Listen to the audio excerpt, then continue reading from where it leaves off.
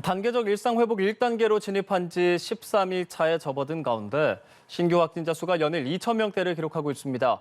중요한 방역 지표 중 하나인 위중증 환자의 규모도 계속 커지면서 방역 당국의 긴장감이 높아지고 있는데요.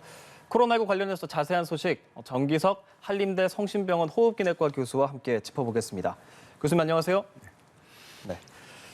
앞서 기자 리포트에서도 들었다시피 확진자는 연일 지금 2천 명대를 기록하고 있는 상황에서 위중증 환자는 늘고 있고 사망자도 많이 늘고 있습니다. 백신 접종 완료율이 지금 전 국민의 한 78% 정도가 됐는데도 불구하고 이런 상황이 이어지고 있거든요. 그 이유가 뭐라고 보십니까? 예, 사실은 예상보다는 조금 더 위중증이 많이 늘고 있어서 좀 걱정입니다. 네.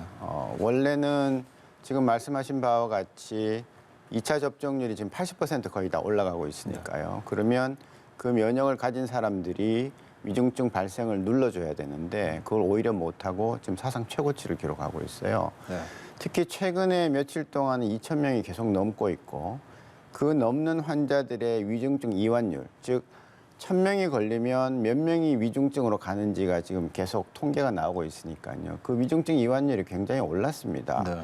한때는 1,000명 중에 40명으로 우리나라가 시작을 했다가 제일 낮을 때는 지난 10월 중순쯤에는 15명까지 떨어졌어요. 네, 근데 지금은 24명이 되는 거예요. 그러면 2,000명이면 48명이 생깁니다.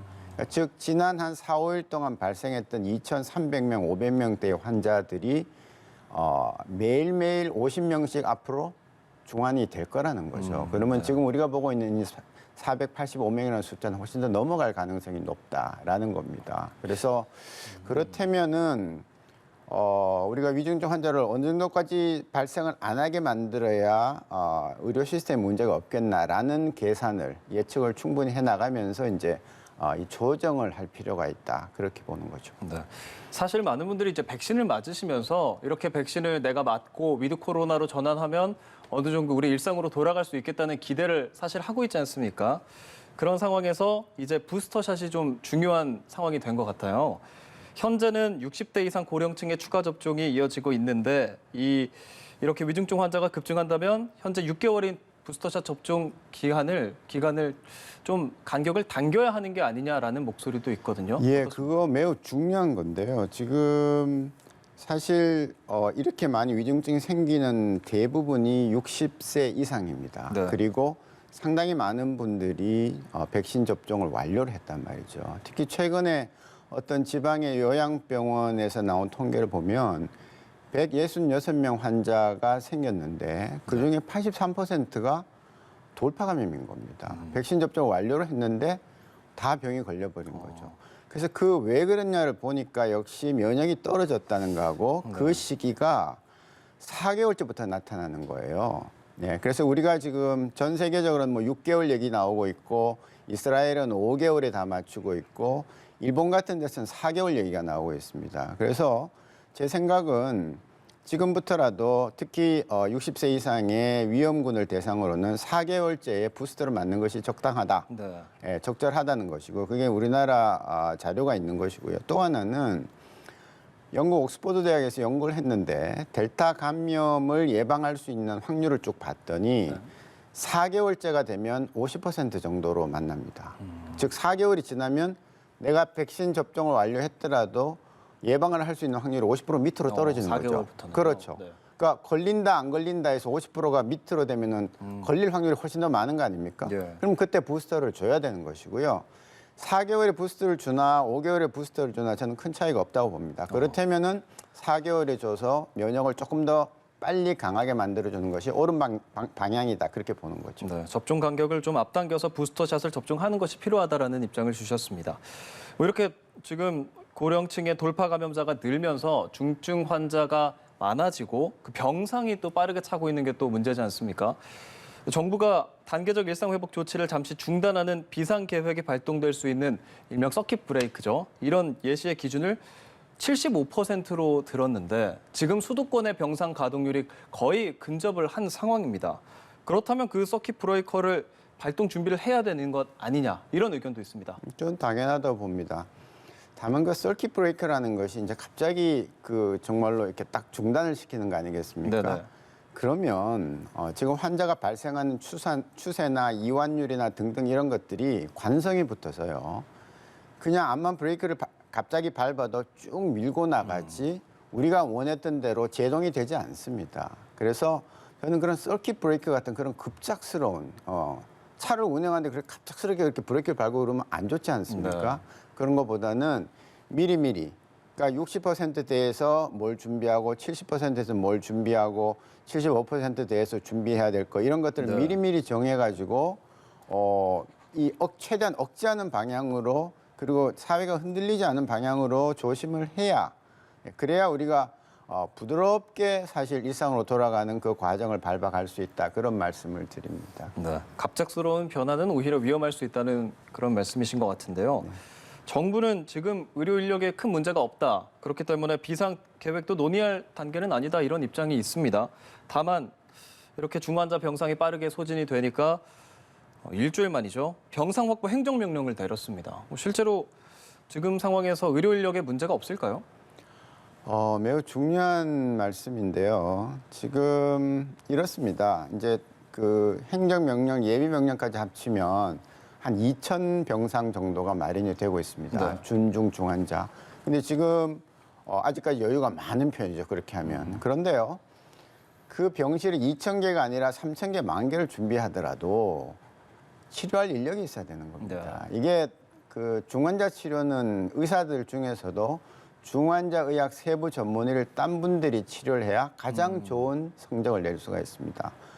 저도 굉장히 오랫동안 호흡기 내과를 하면서 중환자를 많이 봤습니다. 기계 호흡을 하고 인공호흡을 하고 뭐 응급 구조를 하고 등등 했는데 저는 지금 그 유지를 못할 정도이거든요. 그렇기 때문에 항상 공부하고 있어야 되고 항상 경험이 많이 쌓인 사람들이 치료를 해야 되는데 그 사람들의 숫자는 우리나라에 한정돼 있습니다. 네. 그래서 암만 배드가 많아도 그 의사들과 그 전문 간호사들의 숫자는 제한적이기 때문에 그분들이 일할 수 있는 정도, 감당할 수 있을 정도의 숫자를 맞춰야 되고요.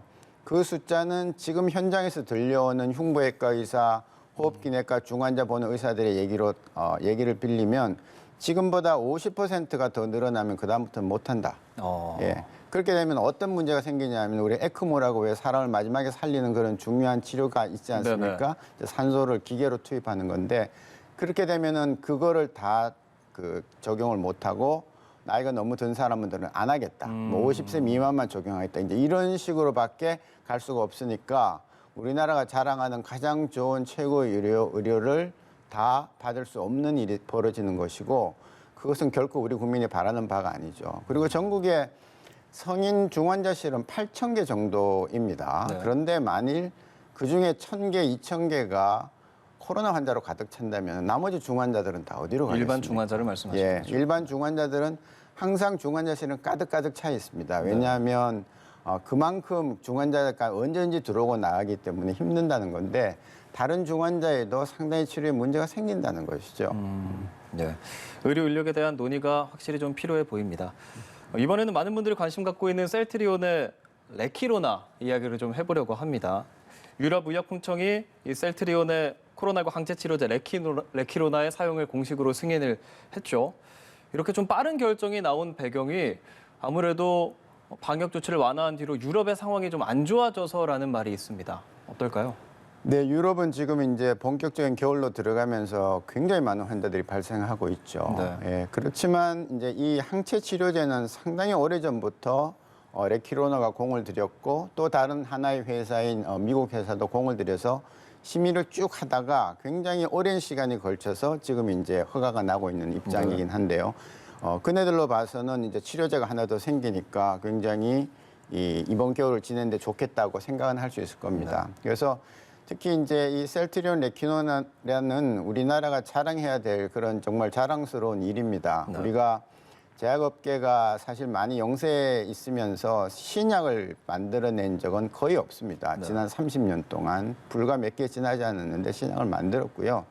다만 이제 좀 잘 봐야 되는 것은 우리나라에서 만든 이 신약은 항체의 종류가 한 가지입니다. 근데 이번에 동시에 승인된 리제노론이라는 것고 로시에서 받아서 하는 그 약은 항체의 종류가 두 가지를 섞은 것이에요. 그래서 그게 무슨 뜻인가 하면 스파이크 단백질을 잡아먹는 항체를 이제 만든 건데요. 네. 스파이크 단백질을 100kg는 한쪽만 잡고요. 다른 이제 항체 치료제는 양쪽을 다 잡습니다.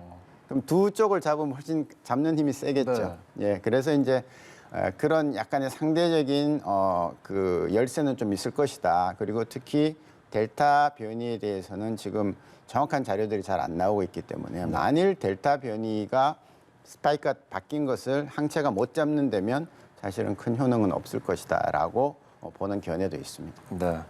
아무쪼록 이 레키로나가 어쨌든 코로나19 국내 이제 항체 치료제 중에서는 최초로 EU의 승인을 받았기 때문에 좀 큰 의미가 있을 것이라고 보여집니다. 한편 모더나 백신의 심근염 발생률이 화이자 백신의 5배에 이르는 걸로 나타났다. 이런 보도가 있거든요. 모더나는 돌파 감염 사례가 좀 적기 때문에 그래도 효과는 있는 것이다라고 말을 하고 있는데요. 이렇게 심근염 위험성이 상대적으로 높은 이유 어떻게 봐야 될까요? 이것은 이제 우리가 흔히 임상 시험을 할 때 도제 디펜던트하다고 용량에 비례해서 효과가 나타나는 그런 이제 양상을 보이는 건데요. 네. 이 모더나인은 소위 mRNA라는 핵산의 양이 화이자보다 한 3배 정도 더 많이 들어가 있는 걸로 알려져 있습니다. 네. 그렇기 때문에 원료가 많이 들어갔기 때문에 항체도 많이 만들지만 부작용도 그만큼 생긴다는 것이죠. 그래서 특히 최근에 이제 사람 실험이 아니고 동물 실험을 통해서 이 백신을 혈관 주사를 했더니 네. 심근염이 훨씬 많이 생긴다는 얘기예요. 그 얘기는 심장에 직접 많이 갔다는 얘기거든요. 그래서 모더나도 우리가 근육 주사를 하지만 양이 워낙 많았을 때는 서서히 혈관을 타고 전신을 돌아서 조금 더 심장 쪽에 영향을 미칠 가능성이 있고 그것이 지금 데이터로 나타나는 것이죠. 네네. 그래서 사실은 용량을 조금 줄여서 주사하는 것도 고려를 해야 되지 않나 하는 그런 생각도 해봅니다. 네, 용량에 의해 발생한 걸 수도 있다는 의견 주셨습니다. 네, 코로나19 관련해서 오늘 자세한 내용들 정기석 한림대 성심병원 호흡기내과 교수와 함께 이야기 나눴습니다. 오늘 말씀 고맙습니다.